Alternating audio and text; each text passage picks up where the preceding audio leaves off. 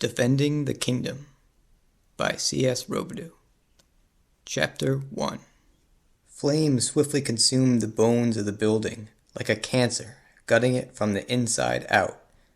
Heat rippled through the air with the focused intensity of unbidden rage, crippling the will of anything in its path, while great open plumes of black, choking smoke and ash rose billowing into the darkness, lost in the night sky. Wood and steel crackled and screamed within the inferno, fueling the growing horror as the structure risked surrender. Weathered cedar shakes transformed, turning to glowing embers before they twisted crisply into nothingness from the overwhelming fire. No quenching water reached the eaves or brought relief to the oxygen-hungry elemental blaze as it grew unchallenged. There were no hoses, no ladders, no firefighters, nor any bucket brigade to combat the scene at hand. A docile crowd of onlookers formed. Hiding their naked shame, they slunk on the fringes, merging with the shadows, while a handful of wayward souls, drunk with a sadistic grim satisfaction, chose to brazenly linger on within the flickering light. The deed had been done. Against the thundering of the blaze and of his own heart, one man desperately kicked at the front door to the house. He launched himself again and again at the unyielding portal, furiously fighting the heat and escaping smoke that choked his lungs and stung his eyes.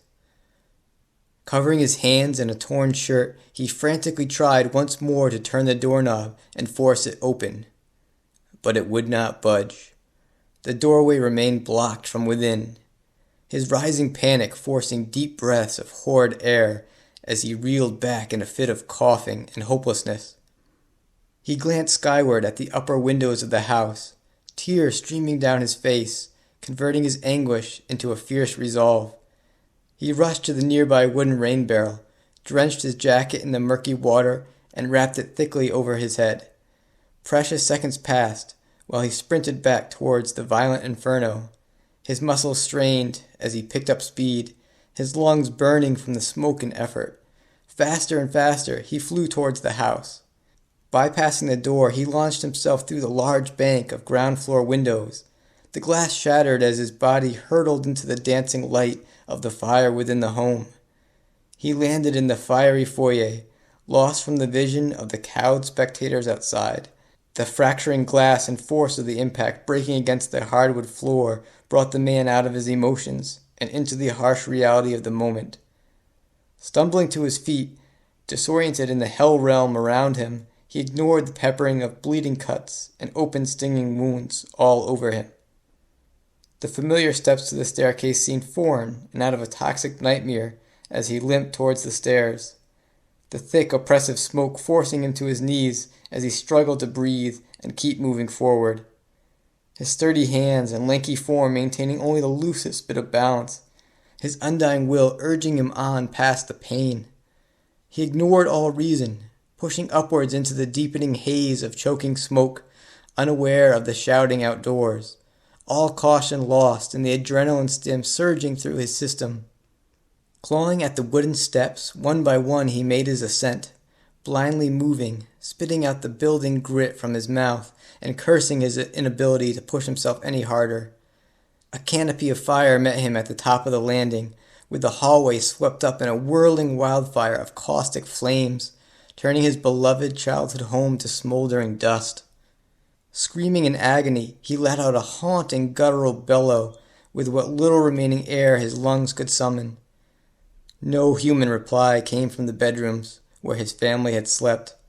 Instead, a series of ominous booms blossomed in his ears as the beams supporting the ceiling in the hallway collapsed, crashing through the floor to be engulfed by the raging bonfire below.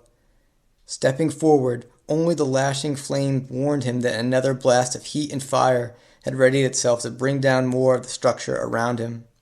In a cacophony of broken and shrieking terror, the wood underneath him split wide open, sending him free-falling into the fierce blaze below. Searing, white-hot pain everywhere, so intense he retracted from the world as his hands and arms were pulled back out of live flames. Waves of billowing thick smoke rushed to force out any hint of light, surrounding him in the eternal gloomy depths that had taken the rest of the household. Against the desperate hour and ferocious furnace of the raging fire, all was pain. More pain than anyone could imagine, overwhelming the senses, with numbness of spirit and soul taking over. They were gone.